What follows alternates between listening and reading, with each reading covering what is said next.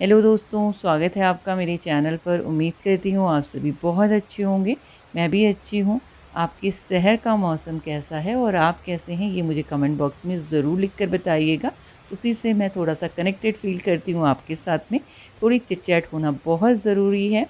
तो सुबह-सुबह का टाइम है, मैं 5:30 बजे उठ जाती हूँ। आजकल वॉक नहीं हो पा रही है मॉर्निंग में, तो वॉक इवनिंग में कर रही हूँ।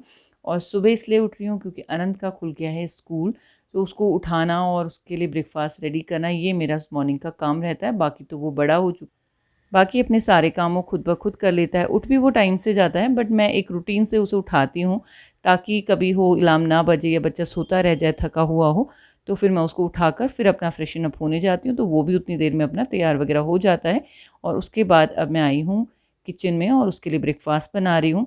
तो आजकल मैं रात को ही प्लान कर लेती हूँ कि उसके लिए क्या बनाना है। आजकल अभी 1-2 दिन ही हुए हैं उसके स्कूल को खुले हुए, तो आजकल उसके फ़ेवरेट ब्रेकफ़ास्ट ही चल रहे हैं, जो कि उसको ज़्यादा पसंद है, जैसे पनीर का पराठा, पूरी या फिर मैकरोनी, इस तरह का उसको रहता है, तो वो मैं उसको आजकल बना कर दे रही हूँ। इसके बाद उसका प्रॉपर ब्रेकफ़ास्ट जो सब्ज़ी, पराठा, वो सारी चीज़ें मैं देने वाली हूँ, क्योंकि अब बड़ा हो गया है। बट अभी कभी-कभी बच्चों को ये रहता है कि चलो उनकी पसंद का हम कुछ दे दें। पराठा वगैरह मैं अवॉइड ही करती हूँ, बट ये है कि पनीर काफ़ी हेल्दी होता है बच्चों के लिए, तो आज पनीर पराठा बन रहा है।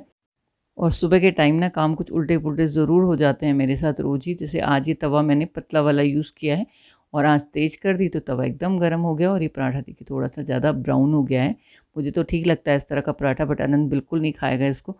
तो बस इसको मैं रख दूँगी अलग और उसके लिए अलग से पराठे बनाऊँगी। तो 2 पराठे मैं उसको टिफ़िन में देती हूँ। आधा पराठा या कभी 1 पराठा तो अभी नहीं खाता है, क्योंकि अभी स्कूल शुरू हुए हैं, तो उसको सुबह खाने की इतनी ज़्यादा आदत नहीं है, वो लेट उठ रहा था। तो आधा पराठा या 1/4 वो खा के जाता है, थोड़ा-सा दूध पी लेता है।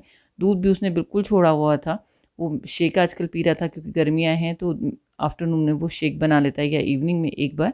उसके अलावा वो दूध नहीं पीता है। तो बच्चों की हैबिट्स ना एज के साथ चेंज होती रहती हैं, और अब बड़े हो गए हैं, तो हम उन्हें बहुत ज़्यादा फ़ोर्स भी नहीं कर सकते।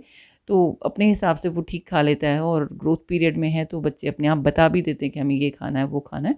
हाँ, छोटे जब बच्चे होते हैं तब बहुत ज़्यादा ध्यान रखने की ज़रूरत होती है, बट अब वो सारी चीज़ें इतना नहीं मैटर करती। वो अपने आप ही अपना जो भी उन्हें खाना होता है बता देते हैं। तो बस बहुत सिंपल हो गया है मेरा ब्रेकफ़ास्ट बनाना। अब वो जो उसे चाहिए मैं उसका बना देती हूँ, क्योंकि सारे दिन फिर बच्चे अपनी पसंद का रहे तो खा भी लेते हैं, अदरवाइज़ वो अपना टिफ़िन छोड़ कर आते हैं।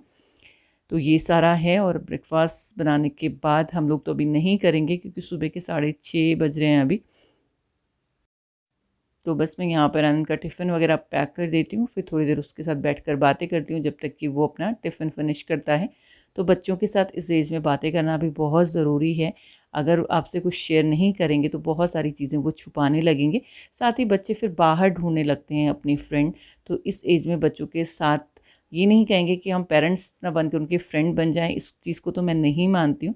बट इतना ज़रूर कहूँगी कि बच्चों की बातें सुनना शुरू करना है हमें इस टाइम पे, क्योंकि ये टीनेजर बच्चे हैं।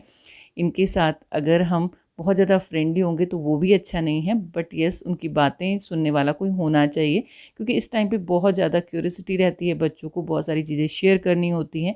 अगर उन्हें घर में कोई नहीं मिलेगा ना सुनने वाला, तो फिर वो बाहर शेयर करने लगते हैं, या बाहर कोई ऐसा ढूँढने लगते हैं जिनके साथ वो सारी बातें शेयर कर पाएँ।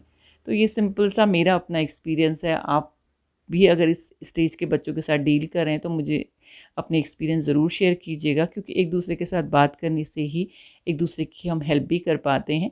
तो बस अनंत रेडी है, मैंने उसका टिफ़िन यहाँ पे रख दिया है और बॉटल भी साथ में। A few moments later. 6:40 अनंत की स्कूल बस आ जाती है, और उसके बाद बस मैं आ गई हूँ किचन में। तो किचन में जो पेंडिंग वर्क होते हैं ना, उन्हें मैं इस टाइम निपटा देती हूँ। और यहाँ पर दूध जो सुबह गर्म किया था, तो मेरा दूध शाम को आता है, तो मैं रात को उसे बॉईल करके रख देती हूँ फ्रिज में।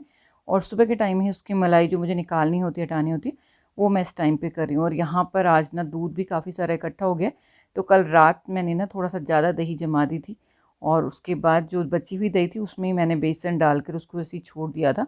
फ्रिज में ही रख दिया था एक्चुअली मिक्स करके, तो वो बेसन अच्छे से घुल जाता है, क्योंकि मुझे बनानी है आज कढ़ी। तो कल रात ही डिसाइड हो गया था कि मुझे आज कढ़ी बनानी है, तो कढ़ी करने रख दूँगी सुबह ही। तो फिर तड़का-वड़का जो मुझे है वो 12-1 बजे जब मैं लगाती हूँ, उस टाइम लगाऊँगी, उसी टाइम पकौड़े बनाएँगे। बट अभी मैं कढ़ी को प्रिपेयर करके उसमें जो चीज़ें मिलानी हैं वो मिलाकर रख दूँगी।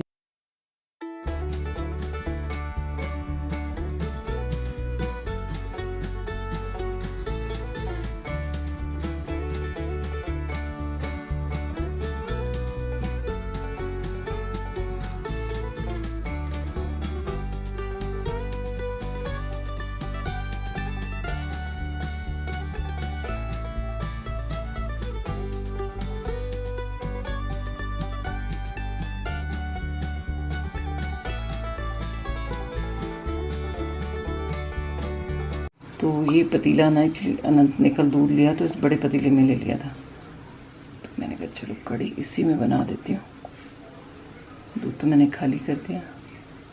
हल्की सी लाल मिर्च और ये हल्दी मैंने डाल दिया इसमें, थोड़ा सा धनिया, बस ये। और ये बेसन तो मैंने रात को ही भिगो दिया था दही के साथ और फ्रिज में ऐसे रख दिया था।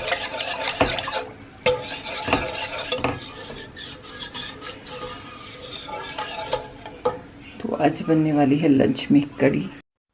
तो कड़ी भी मैंने यहाँ रख दी है, साथ ही मैंने दूध भी गर्म कर दिया है। तो हस्बैंड का जब से फ्रैक्चर हुआ है ना, वो मॉर्निंग में हल्दी वाला दूध लेते हैं, बट 2 महीने हो गए थे लगातार हल्दी वाला दूध लेते हुए, तो अब मैंने उन्हें शुरू किया है प्लेन मिल्क, बट मॉर्निंग में मिल्क तो ज़रूर ही लेते हैं। कड़ी में जब तक एक दो बॉईल नहीं आ जाते ना, उसको इस तरह से हिलाते रहेंगे, और जब बॉईल आ जाएगा फिर मैं इसको छोड़ दूँगी कड़ने के लिए। तो आज सुबह सुबह मैंने 7 बजे चढ़ा दी है कड़ी।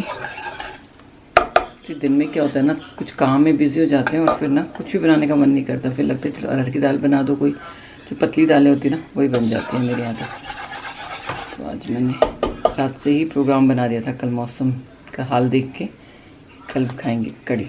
कैसा मौसम जब होता है ना तो मन करता है कड़ी चावल खाने का।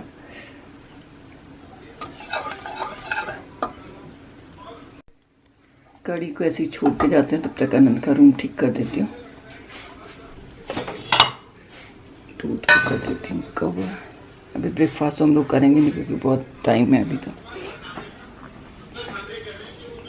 इसके रूम का हाल क्या है, इधर आने से पहले तो मुझे देखना पड़ता है एक बार, पूरा रूम बिखरा हुआ है। कल इसकी यूनिफॉर्म आई तो ये सारा नीचे पड़ा है, तो पहले इसे समेटते हैं।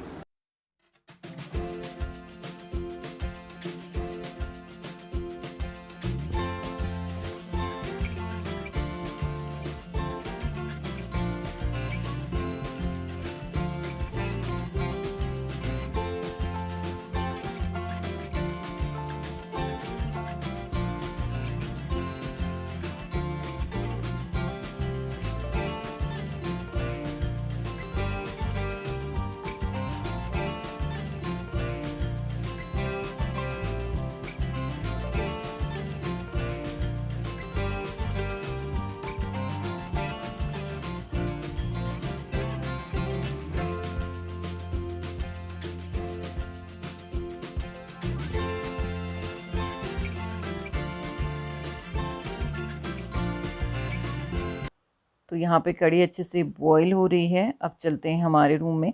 तो पहले मैं सोची थी कि बेडशीट चेंज कर देती हूँ, पर फिर मैंने देखा बेडशीट तो मैंने 2 ही दिन पहले बिछाई और साफ़ लग रही है, तो आज फिर कोई भी बेडशीट वगैरह नहीं धो रही हूँ। और क्योंकि बारिश भी हो रही है ना, तो सूखने का भी प्रॉब्लम रहता है, तो ये लगता है कि चलो जिस दिन थोड़ा सा खुला मौसम होगा उस दिन फिर बेडशीट वगैरह धो ही जाएँ। तो बस इसी को मैंने अच्छे से झाड़ के बेड वगैरह बना लूँगी।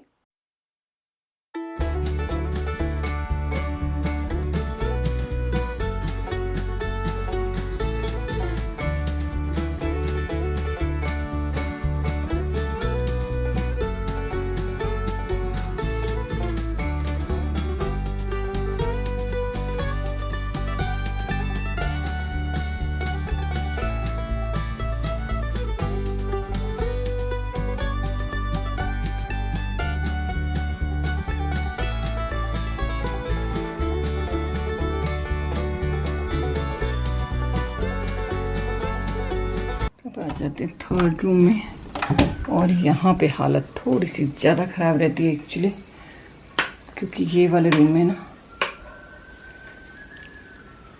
ये मेरी रिंग लाइट ट्राइपॉड जो भी काम करके किचन से बस यहाँ पे आ जाता है। तो ये है हमारे भगवान जी का मंदिर। मैं नहाने के बाद करूँगी पूजा, तब तक ऐसे ओपन करके रख देती हूँ। और अभी ये कपड़े समेटने हैं, बारिश की वजह से ये सूख नहीं रहा, तो मैंने थोड़ा बहुत ऐसे फैला दिए थे यहाँ पे।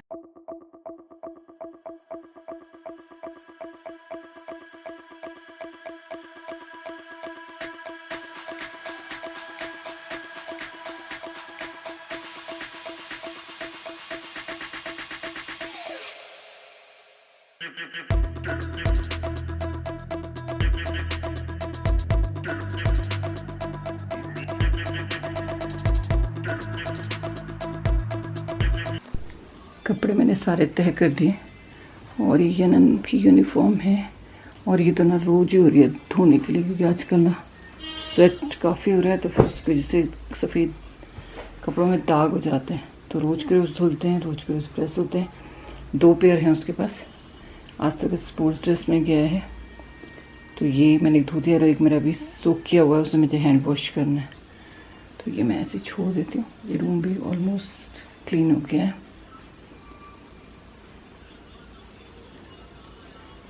वो सारे कपड़े प्रेस किए हैं, तो उसको बाहर ही रखूँगी तो प्रेस हो जाएंगे। लाइट कर देते हैं बंद। भगवान जी की लाइट ऑन है। A few inches later. अभी बज रहे हैं 8, बट अभी हम ब्रेकफास्ट नहीं करते। नॉर्मली हम 8:30-9 के बीच में करते हैं, बट आज हस्बैंड की कॉल थी जल्दी, तो उन्होंने कहा कि चलो तुम मेरा ब्रेकफास्ट बना लो, फिर तुम अपना नहाना वगैरह बाद में कर लेना। तो मैंने कहा चलो पहले इनको ब्रेकफास्ट दे देती हूँ, और मुझे भी थोड़ी सी थकान महसूस हो रही थी, तो मैंने कहा चलो चाय तो बनेगी, तो मैं भी थोड़ी सी चाय पी लूँगी और उसके बाद थोड़ा रिलैक्स होकर फिर अपना नहाना वगैरह करेंगे और फिर नाश्ता करेंगे। तो आज यहाँ पर मैं उत्तपम बना रही हूँ, और रागी उत्तपम मैं यहाँ पे बना रही हूँ। तो हस्बैंड के लिए जस्ट 2 रागी उत्तपम मैं बनाकर चटनी के साथ सर्व करूँगी। तो ये जो बैटर है, इसके लिए मैंने इंस्टाग्राम पे शेयर की हुई है रील, तो प्रोसेस किस तरह से है वो मैंने सारा वहाँ पे शेयर किया हुआ है। तो अगर आपने मुझे इंस्टाग्राम पे नहीं फॉलो किया तो वहाँ पे आप कर सकते हैं। स्मिता रावत किचन के नाम से ही है मेरा इंस्टा आईडी भी, तो आप वहाँ पे फॉलो कर सकते हैं। तो ये मैंने पहले अपनी चाय निकाल दी थी फीकी, फिर हस्बैंड के लिए थोड़ा सा शुगर ऐड करके ये मैंने हस्बैंड की चाय निकाल दी है। और आज का जो मौसम है वो थोड़ा ठीक ठाक सही है, मतलब लग रहा है कि शायद थोड़ी सी धूप आएगी। तो ये था मेरा 5:30 to 9 रूटीन। मॉर्निंग में आजकल इसी तरह का रूटीन रोज़ रहता है। कभी कभी थोड़ा सा फास्ट फास्ट काम करना पड़ता है, कुछ एक्स्ट्रा काम आ जाते हैं, बट नॉर्मली रिलैक्स ही रहता है। मुझे टाइम मिलता है तो थोड़ा बहुत योगा कर लेती हूँ, या फिर 7 बजे के बाद कई बार वॉक भी चली जाती हूँ। तो वो डिपेंड करता है वेदर के ऊपर, मूड के ऊपर, बट शाम को ही वॉक हो रही है आजकल। तो बस ये ब्लॉग भी मैं यहीं पर एंड करती हूँ। उम्मीद करती हूँ आपको पसंद आया होगा, और मिलती हूँ आपसे किसी और नई इंटरेस्टिंग ब्लॉग के साथ। तब तक के लिए बाय।